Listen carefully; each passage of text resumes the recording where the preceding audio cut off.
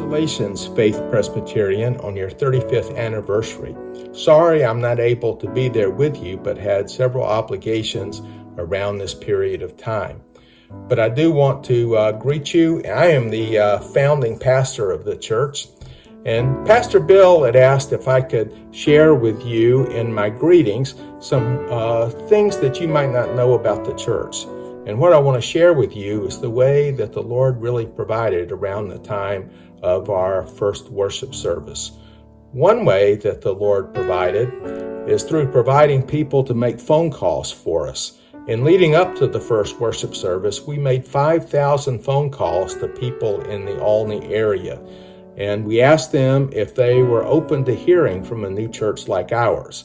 For the people that were willing to hear from us, then we had a series of direct mail pieces that we sent, followed by a formal invitation and a follow-up phone call. As a result of all the volunteers making the calls, we had 155 people there with us for our very first worship service. Another way that the Lord provided is through one of the people that we contacted in those calls. Steve K., who was one of our original core group members and ultimately became an elder in the church, contacted a woman named Doris Matchett. And Doris had been diagnosed with multiple sclerosis, and as a result, her husband had divorced her.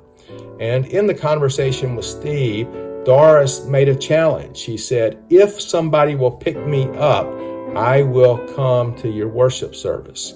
Well, she was there for the very first worship service. Steve picked her up, and she kept coming and became part of our congregation.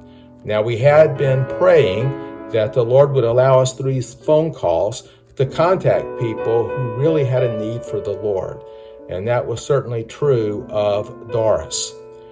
I want to tell you about somebody else who was there for our first worship service, and that was Chuck and Karen Griffith. We never met Chuck and Karen until the week before our first worship service. They had been longtime members of Faith Presbyterian and had been involved in ministering to the youth. But as they became empty nesters, they felt that the Lord wanted them to adopt another calling in ministry.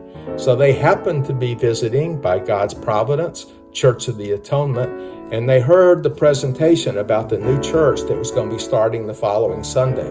The very next day, Chuck called me and asked if he and Karen could be part of our group. Well, Chuck was very gifted as an adult Sunday school teacher, and he became the main adult Sunday school teacher in our early days.